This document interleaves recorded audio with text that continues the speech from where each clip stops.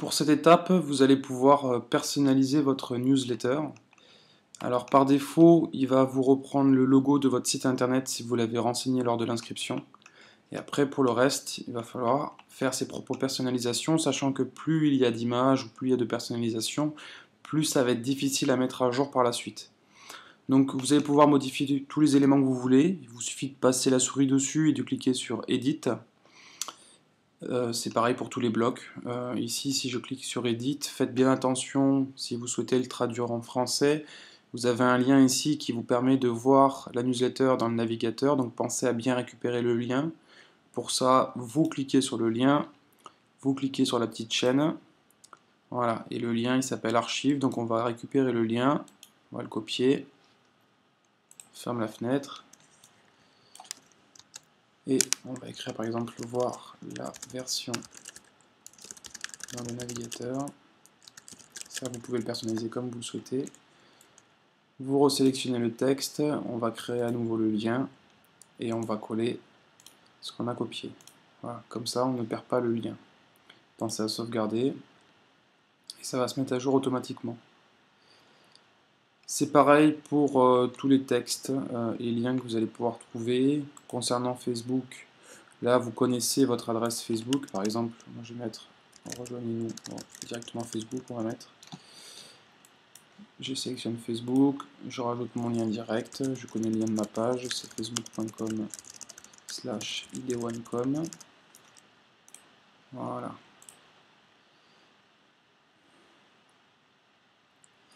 Et je peux faire la même chose un peu partout. Là, dans le texte principal, il me donne des exemples, donc vous pouvez tout supprimer sans problème et recommencer à zéro à partir du titre actualité. Et après, vous pouvez continuer à écrire ce que vous voulez. Vous avez ici toutes les options. Bon, ici, c'est si vous voulez insérer des fonctions particulières. Alors, on ne va pas s'en servir. Ça, ce sont les styles du texte. Ici, c'est si vous voulez effacer la mise en forme, si jamais vous avez gardé quelque chose. Les polices d'écriture, les tailles, la mise en gras, italique, souligné. On a toutes les options basiques comme sur un document Word. Ici, la petite fonction pour ajouter une image. Donc, alors, attendez, avant de cliquer dessus, vous vous placez à l'endroit où vous voulez ajouter l'image. Vous cliquez dessus. Soit vous faites un glisser-déposer à partir de votre ordinateur, soit ici, vous allez chercher l'image dans votre navigateur. Enfin, dans votre ordinateur, pardon. Image, voilà. Je vais prendre par exemple le fond Twitter. Je clique sur Uploader pour charger sur le serveur. Voilà, donc c'est seulement un fond vert, il me met la taille, etc. Je peux même aller le modifier si je souhaite, en mettant avec quelques petites options que MailChimp a intégrées dans sa dernière version. Voilà, ici, ça me va très bien. Pensez toujours à mettre votre texte alternatif, parce que pour les boîtes email qui ne cherchent pas les images, c'est ce qui apparaîtra. Et là, si vous souhaitez mettre un lien sur l'image, vous pouvez le mettre ici. C'est d'ailleurs ce que je vous conseille de faire, parce qu'une image, c'est quand même une zone assez importante de la newsletter, donc ce serait dommage de perdre des clics vers votre site internet ou vers autre chose. Je sauvegarde, et voilà, il m'a inséré mon image dedans, et je peux sauvegarder à nouveau.